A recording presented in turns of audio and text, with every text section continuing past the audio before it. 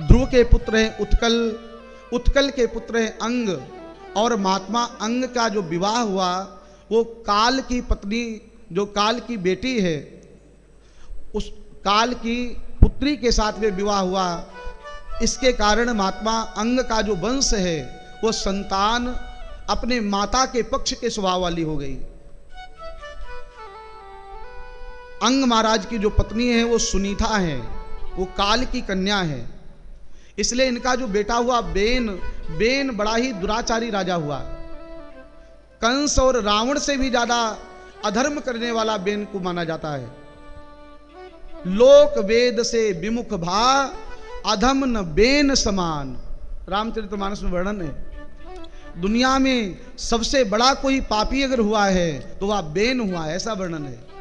दुनिया में सबसे कोई अधम हुआ है तो वह बेन हुआ है।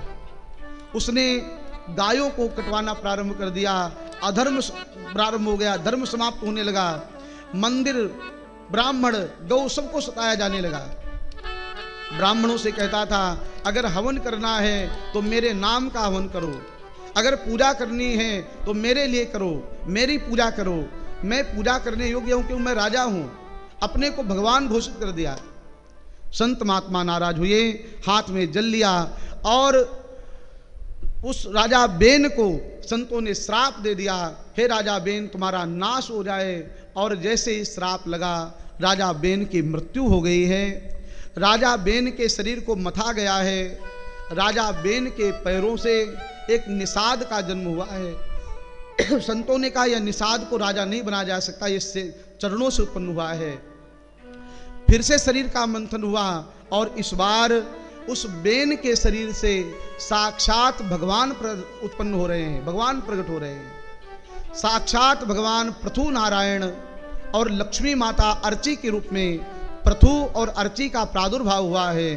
बोले पृथु नारायण भगवान की जय हो। भगवान पृथु प्रकट हुए।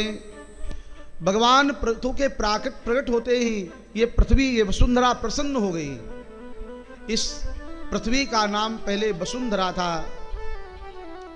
महाराज पृथु ने देखा कि पृथ्वी ने अन्न और धन को छिपा लिया है।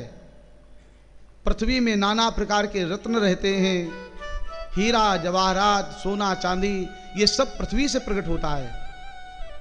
जब कोई धर्मात्मा राजा आता है तो पृथ्वी प्रसन्न होकर के अन्न और रत्नों को प्रकट कर देती है, और जब कोई अधर्मी राजा बनता है तो पृथ्वी अन्न और रत्नों को छिपा लेती है।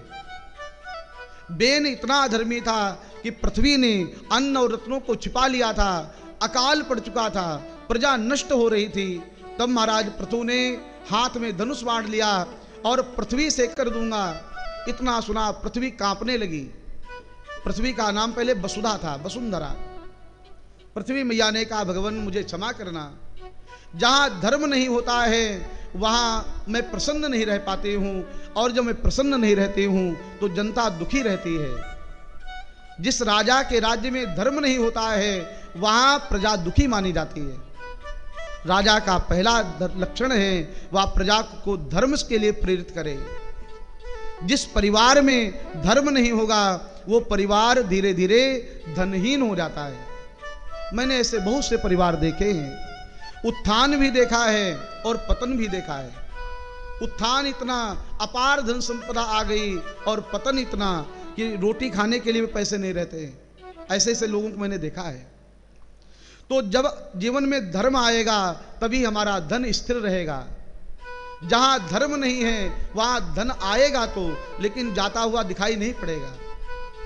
इसलिए परिवार के प्रमुख सदस्यों को धर्मवान होना चाहिए।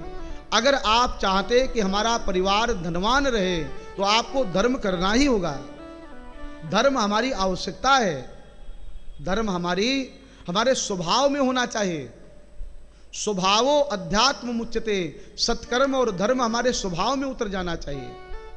समाज में दो प्रकार से धर्म होता है, एक तो धर्मशीलता और दूसरी धर्म भीरुता। धर्मशीलता वह है कि हम श्रद्धा से धर्म करें, और धर्म भीरुता वह है कि हम डर के मारे धर्म करें कि कहीं ऐसा न हो सत्यनारायण की कथा नहीं कराएंगे तो भगवान नाराज हो जाएं। भगवान की नाराजगी न हो इसलिए हमको पूजा करना है, ऐसा नहीं है।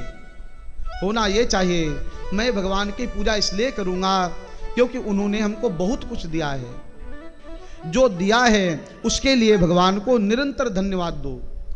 जो धन्यवाद देता है भगवान